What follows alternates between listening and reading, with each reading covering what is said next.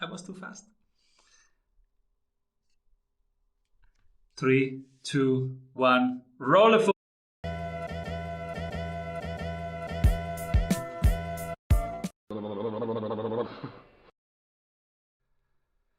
Welcome back, everybody. Today, we have the leading US pioneer in the field of neuroeconomics. He studies the neurochemical roots of human decision-making in the context of economic behavior.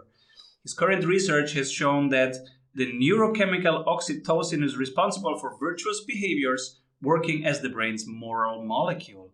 And this knowledge is being used to better understand the basis for civilization and modern economies. He founded Immersion Neuroscience, and he will explore with us today why effective stories motivate employees and build loyal customers, how being fully present improves teamwork, and why moderate stress is good for performance. Welcome, everybody, Dr. Paul Zak.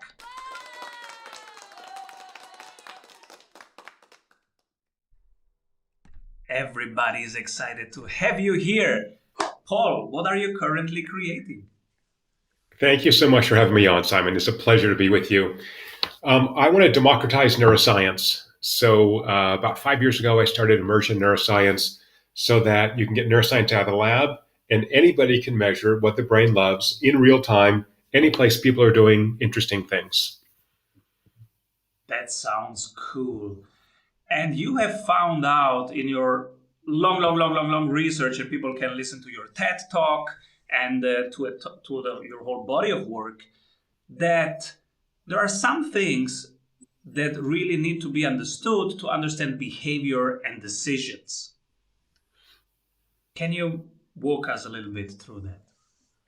Right. So I'm a Martian. I don't really understand the humans, but I do like to observe and study them.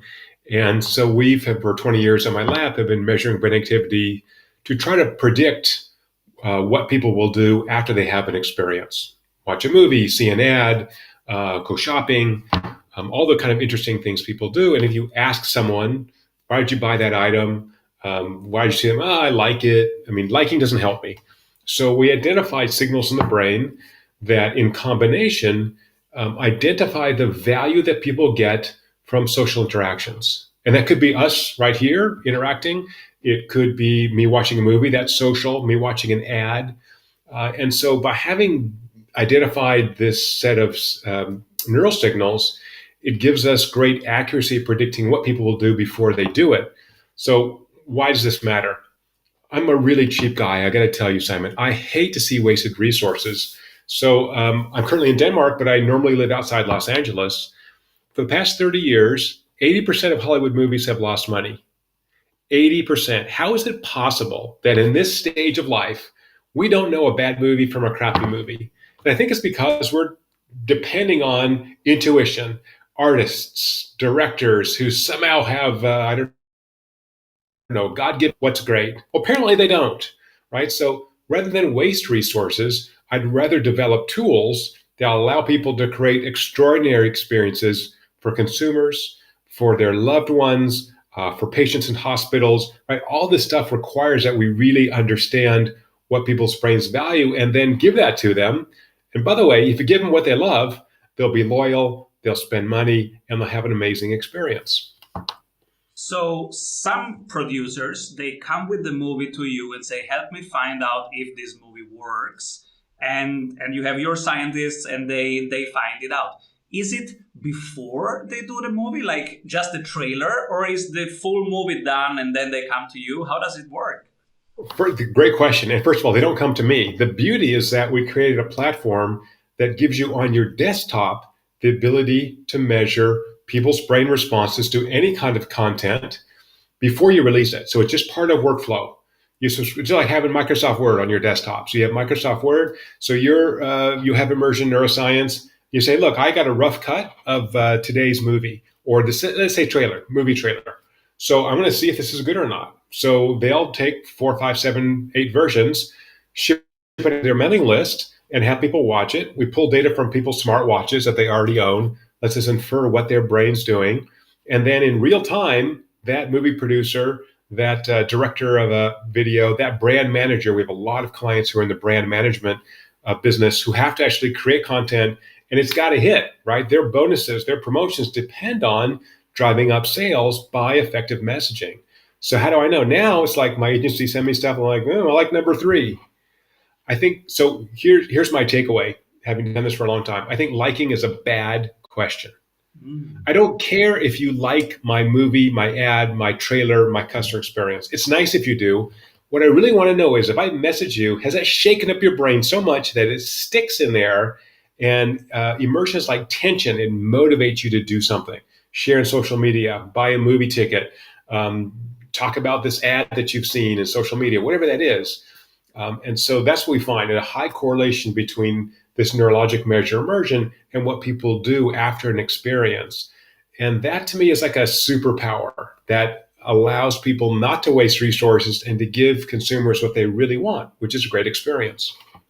You say immersion. You don't say arousal or bliss or flow. So tell us, what is immersion? Great question. So, immersion is a neurologic state that our research in my academic lab discovered in which you're attentive to the experience you're having.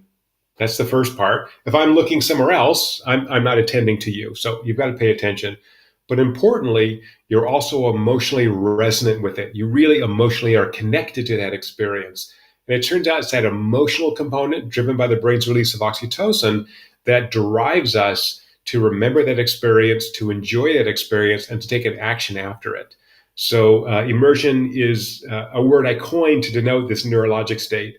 Now, it's similar to flow, which is a psychological self-reported state, except flow, you have to be doing something directed. You can be immersed in a movie and be absolutely passive. And so, yeah, it's we have to use a word, but these are, I'm a super nerd, you know that, Simon. So Yeah. this is a neurologic data stream, right? So I'm using words to try to describe it. But, think of a movie where not you and me because we're too macho, but we've heard that people occasionally cry at the end of movies. Like, what is that about, right? So you're sitting there, you're cognitively intact, you know where you are, you know it's a theater, you know it's a fictional story, you know these are paid actors, and still, when the boy gets a girl at the end, people cry. That's amazing neurologically.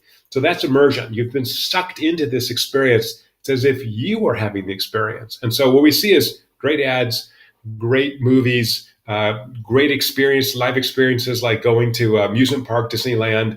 Those are so immersive that you actually have that emotional resonance. It's just powerful. Also, it generates great memories. And I think that's part of this is not that only that experience is acutely valuable to my brain, but highly emotional experiences are saved in the brain in a very particular way, right? We get to relive that trip to Disneyland. So if you think of, do you have kids, Simon? Yes. Six Yeah, and so three. perfect. Bless you. And so think of the birth of your children, right? You remember that distinctly. So emotional, so powerful. You can't forget it. And so that's what great customer service experiences do when they're immersive. We remember them, right? That time. So I'll give you a quick example. Many years ago, 15 years ago, I was staying at the Four Seasons in Sydney, Australia. Stayed there for a couple of days, went to a conference in Canberra, came back. I drive up in a taxi with my luggage. The doorman says, "Welcome back, Dr. Zach." Well, first of all, that's interesting. He knew my name. He knew that I had been there a couple of days before. Wow. That's amazing service, right? Now, I remember that 15 years down the road because it just blew my mind that that's how organized they are. They know who's coming back. They're looking for me. He probably saw my name on my luggage, but still, your room's ready. The desk will give you your key. Wow. Amazing experience. So that's that Four Seasons experience that we like to have, honestly, everywhere we go. I like to have that at Walmart. Yeah. And so people can really use your software wherever they are. It's like a Grammarly, but for immersion, for will this resonate, right? Exactly right. And so who can use this? Like if I'm a musician, I can compose something and check it directly. If I write an email, can I check the email if it will land before I send it? We get better bandwidth if it's audio or video. So text, because people read at different rates, it's hard to get enough. Doesn't hit the brain quite as enough. But if you read out that text, yeah, it certainly can test it, and you share it with your friends. You just send this out in an email and say,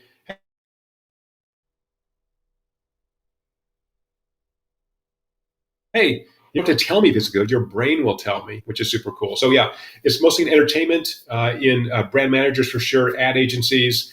Interestingly, we have a bunch of clients in the training and education spaces, right? And you've been, Simon, to these meetings like I have, where, oh my gosh, the keynote speaker is just droning on and on. Like, like if your company is paying you to go get training, why not make that training optimized for you as a group and you as an individual? So one of our longest term clients, and they've been very public about this, is Accenture. Accenture spends $1 billion training their employees every year. $1 billion. And prior to using immersion, they had no effective way other than that post-event survey that we all have to do. Did you like the keynote? How was the lunch? I don't care. Again, liking. I don't care about that. I care about, was that information presented so clearly, so powerfully that it's stuck in your brain so that you can create value for the organization. And that's what they've done. They've actually used immersion to show that over time they're creating better content that sticks better in the brain, producing an ROI for Accenture. I have been in so many boring meetings, and sometimes I am the one who is the host of boring meetings. What can we improve? What not to do? What to do? Well, what Accenture has found is what I call the 20-20-20 rule. They found that no matter how exciting you are, even you, Simon, one of the most exciting people on the planet, cannot keep people immersed for more than 20 minutes. So they have limited speakers to 20 minutes maximum. And then they do 20 minutes of participatory action, so table work. So you learn something, now practice it. And then they spend 20 minutes on debrief. So it's really learn something, do something, talk about something. And they found from their data or using immersion data that the breaks are really necessary. So just like when you work out, right, you work out and you need recovery time. So your brain is the same way. If you're going to ask your brain to be immersed, it's metabolically costly and you need some recovery time. So they're putting in longer breaks now. So they're breaking up training instead of an 8 hour day, more like 2 hours with a nice long break in the middle. That's 20-minute segments. And then let's do it again, come back for 2 hours the next day, particularly as we move to online asynchronous training as opposed to all in the same room together. I think that breaking up in smaller portions is really important. And we do find, by the way, that this 2D world that you and I are The square. in currently, in person is still important. And I love it because we just changed the flow of our mastermind. It's every 2 weeks, 1 hour. And I had great people talking there for 1 hour, and I felt like this is not working. Why is it not working? They're amazing. Why isn't this working? And now we have literally 20, 20, 20. So they do a 20 input and then hot seat 20 minutes, hot seat 20 minutes, and now it's working. Perfect. Perfect. So the brain really kicks in when there's a change in system. So if you want to go use some neuroscience here, advantage, instead of doing exactly 20-20-20, do 18, do 21, mix it up so people don't really know what they're getting. And then the brain's going, oh, we're doing a change now, right? If I know it's a 20-minute clock, you may tell the speaker that. But anyway, and also think how smart the TED Talk guys were years ago. 18-minute maximum talk, right? There you go. It's under 20.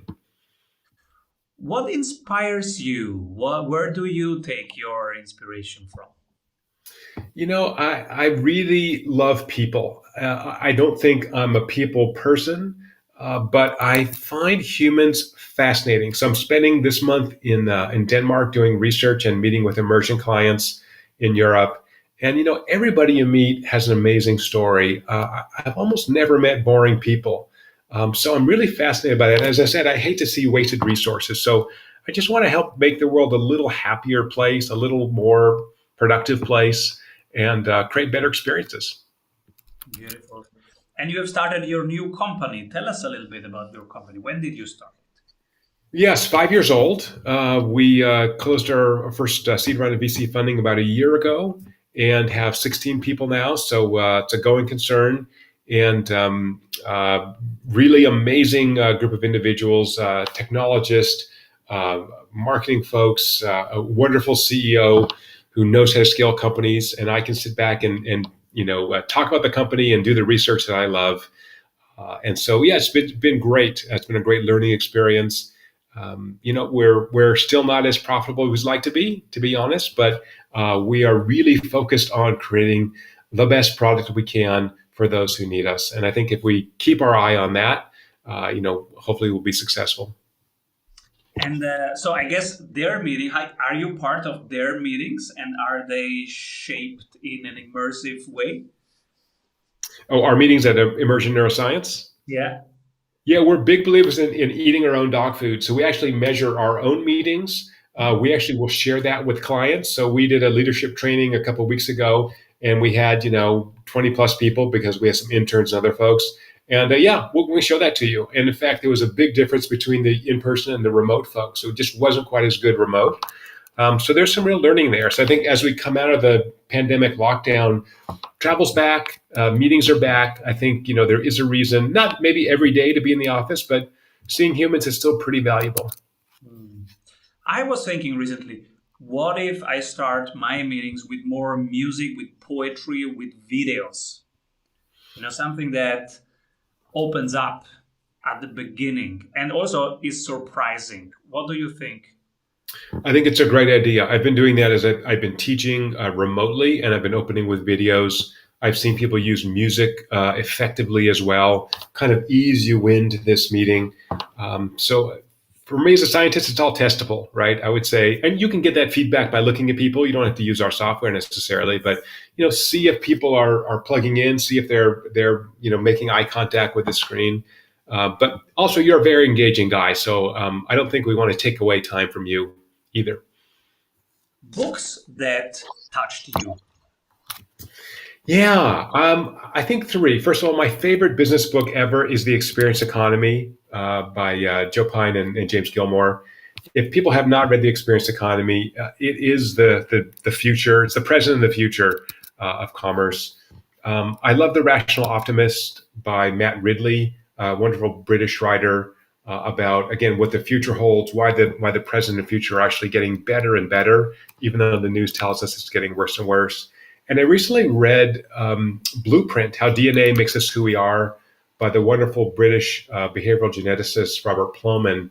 A fascinating set of studies that he's done on how so many affect who we are. And I'm obsessed with humans. I'm trying to still figure them out. At 59 years old, I still haven't figured them out. So I have some work to do. I love it. And I recently did a DNA test, the first in my life. I was always like, why? What does it change? What does it matter? I don't care. It is really good. And so if people are interested, I will tell you who the company was later on. But it was really good because it was on many levels, on mood, behavior, personality, immune, sleep, eat, etc. So it was really, really interesting and actionable. And also, I think, Simon, for you're a father, what your kids are going to be is almost what they are now. So it takes the pressure off parents. As an adult, perhaps 2/3 of your IQ is genetic. It doesn't matter if you get violin lessons or swimming lessons. You are going to be what you're going to be. So parents have a little influence, but not a lot. So yeah, it takes the pressure off. Yeah. Oh, then we can go swimming and play tennis. Cool. What are you excited about looking forward? I'm really excited about creating technology that everybody can use. So I spent so many years in the lab.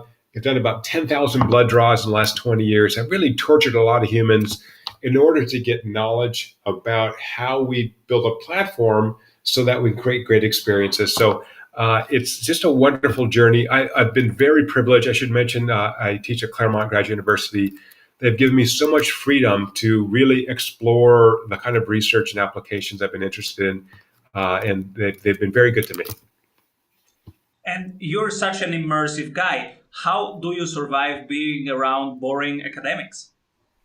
I skip a lot of meetings. I don't have patience for people who are just not getting the work done, right? So I think in my software life, we work so academic research is slow, and it should be slow. You should do it right. It's got to be done carefully. Where we think in software, we got to get that beta version out. It's not going to be perfect. We'll just keep iterating and make it better. So they're different worlds, so kind of different parts of your brain. Who should be my next guest? There's a guy in Amsterdam named Ton Dobby who wrote a book called The Remarkable Effect, which is wonderful. And he works with founders. He is just a wonderful tribe of individuals who support each other, and particularly in technology, but not exclusively. So Ton Dobby is a wonderful guy and so smart and articulate and well trained. Super cool. And is there anything that I forgot to ask you? I was going to tell you my new mantra, which is that brains are very lazy. So if we think about we as service providers, podcasting, teaching, working, it's asking a lot of people's brains to really fully engage in what they're doing. So if we think about individuals not as Simon doesn't like me or he thinks I'm dull, as you got 4,000 things just keeping you alive going on in your brain right now. And I've really got to create a great experience to get that lazy brain to really engage. It doesn't happen automatically. So I think, again, for service providers, it's the weight is on us to create great experience. So just expect people because you showed up, they're going to be super excited, right? So think more about performance. And this is what the experience economy talks about, really rehearsing, creating a performance, whether you're a customer service agent or a movie producer or a brand manager, you are creating a performance. And so make that performance great. Let's go a bit deeper here because I have you on. Now, this is my chance. What is the nature of the brain and what is the brain primarily for? Because we had some guests like David Allen where we discussed what the brain is not for. It's not for having lists or remembering stuff. Get it out of there. So, but with you, I can go deeper. What is the brain naturally supposed to do? What is the main function of the brain in its natural state? Ultimately, the brain is to help you stay alive and reproduce, but it does that by building predictive models of the world. And those models are uh, they activate in a way that generates habits. So habits are a very effective way to save energy because again, your brain's lazy, it doesn't want to build energy. And that's why some of the habits we have sometimes become maladaptive. They used to be okay and then they're not. So again, if we're asking ourselves or others to change habits, it takes at least 90 days with feedback to essentially rewire the brain to change those habits. So the brain is a prediction machine, and that prediction does not have to be accurate. It just has to help you survive and reproduce. And that's why we have all these optical illusions, why we make mistakes. Even if you turn your head, your eyes don't turn smoothly, they turn in notches. But your brain smooths everything out. Those notches are called saccades. Your brain smooths it out because it wants to make a nice pattern for you. If your brain moves in notches or your vision moves in notches, it'll be confusing. So most of what our brain gives us is false, but it's adaptively false. Does that make sense? It's adaptive in terms of helping us survive and reproduce. Yes, so the main function, survive and reproduce, and it has to create models forward, scenarios like this could happen, prepare for that, be ready for that. Right. That's why we overthink and we jump forward. Yeah, so I think once those patterns are established and they're adaptive, we don't have to think about them. They're really efficient. Think about, catching a ball, someone throws it to you. It's an amazing feat of neural engineering to get your hand up, a moving ball, and get it in your hand. It's amazing. Playing soccer, any of those things are just amazing. So your brain is building models from experience on the size of the ball, the speed in which it left the thrower's hand, and all that, so you can be in the right spot to catch it. So walking, going upstairs, it's just an amazing thing. So now if we think about something more complicated, cost accounting or calculus or poetry, right? That's an amazing feat from your brain, but it uses patterns and then it basically creates variations on those patterns for the current situation you're in. What a good question, Simon. That was so deep. Last question. One example of a small company that using your software has improved their business, their customer acquisition. Oh, that's a great question. I'm NDA'd for most of those, but I think I mentioned Accenture because they've been public. Let me see if I got one on top of my head. A small company. there is a wonderful company, I have to mask it a little bit, that creates VR experiences, VR personal experiences using a brand new technology in which you can touch people through VR or you feel like you're touching somebody. And they have not only tuned their technology to do this, they're constantly updating their technology company so that for you, if I'm reaching through the screen in my VR with you in VR, I really feel like I'm touching your hand or touching your face. It's an amazing experience. Little startup company in California. They are killing it. I don't want to mention their name because I want to make sure that I'm not giving away their technology, but it's going to change the whole world. No gloves. It's all done using a very cool technology. Super smart people, young, energetic, well trained. And how do they use the software, your software? Yeah, I think three ways. One is they're tuning their system. So as they create this code so that you are convinced you can physically feel that person through VR, they're using our technology to assess whether that emotional connection is being felt in the brain. Number one. Number two, for marketing. So creating marketing materials to quote prove using our technology or using science that even though you're far from grandma because she lives in a different state, her brain will think that you are actually holding her hand from far away. And then third is in real time using our technology so that the experience that Simon has is the same as the experience I have, right? So there's a real time feedback loop. So this is kind of deep technology, but I think a lot of companies, brand managers are our core users. So brand managers who have to decide on content, release content, make sure that hits, and I get a sales bump. Those are our core users. I don't want to mention the companies because I'm probably NDA from them, but if you're a brand manager, we're the people who can help you. Super cool. Dr. Paul Zek, everybody. And, where do you hang out? Where can people find more of you? You can find me online at getimmersion.com. More about me personally at pauljzak.com. Drop me a line if you've got questions. Happy to engage with people. Thank you, Paul, for sharing your journey, your wisdom, your science, and your insights with us. Please stay safe, come back home, and please revisit us soon. Thank you. Bye-bye. Avoid trying to do thousands of things that doesn't work. We have 274 templates for your business success. Reach your ambitious goals with one-on-one sprint coach. We double your revenue in 90 days.